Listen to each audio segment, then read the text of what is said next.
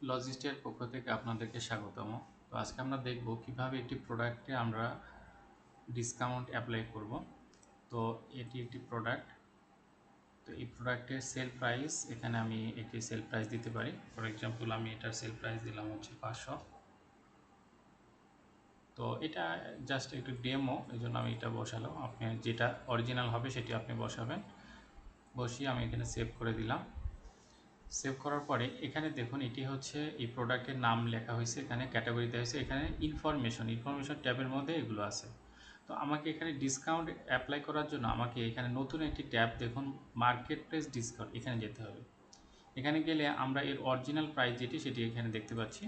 এখন এটা discount price কত হবে সেটি আমাদের বসাতে হবে। ফর এক্সাম্পল এটি ডিসকাউন্ট প্রাইস 450। তো এটি বসিয়ে আমি এটি এখান থেকে সেভ করে দেব। সেভ করে দিলে এটি হচ্ছে ডিসকাউন্ট দেখাচ্ছে এত, এবং ডিসকাউন্ট পার্সেন্টেজ কত, উপরে 10%।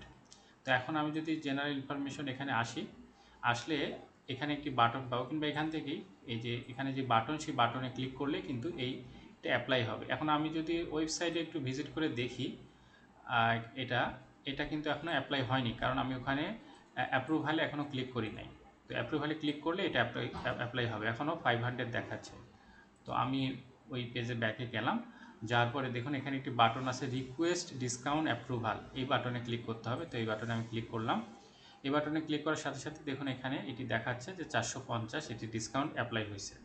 তো আমি এখন যদি ওয়েবসাইট অথবা অ্যাপস থেকে এই প্রোডাক্টটি ওপেন করি, আমি যেমন ওয়েবসাইট থেকে দেখাচ্ছি, তাহলে এখন কিন্তু এখানে যে অরিজিনাল প্রাইস যেটা ছিল সেটি কেটে গেছে, এবং নতুন ডিসকাউন্ট প্রাইস যেটি সেটি অ্যাপ্লাই হয়েছে। এবং এরপরে আমরা যদি অ্যাড টু কার্ট করে পরবর্তী স্টেপ করে অর্ডার করি, তাহলে কিন্তু এটা 450 এটা দেখাবে।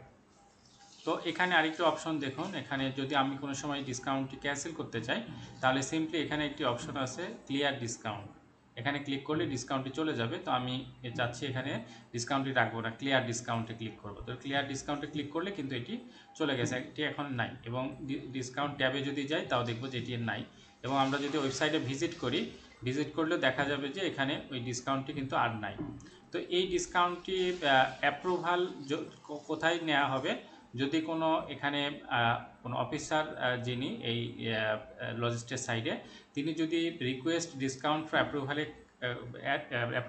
যত অ্যামাউন্ট সেটি বসানোর পর এই বাটনে ক্লিক করেন, তাহলে এটি অ্যাডমিন অথবা যেই সেলার, সেই সেলারের কাছে যাবে। যেমন ধরুন এখানে সেলারকে সবুজ ট্রেডার, এই সবুজ ট্রেডারের কাছে যাবে, উনি এখানে অ্যাপ্রুভ বাটনে ক্লিক করবেন। অ্যাপ্রুভ বাটনে ক্লিক করলে তখন এটি অ্যাপ্রুভ হয়ে যাবে। আমি একটু এই জিনিসটা দেখাচ্ছি।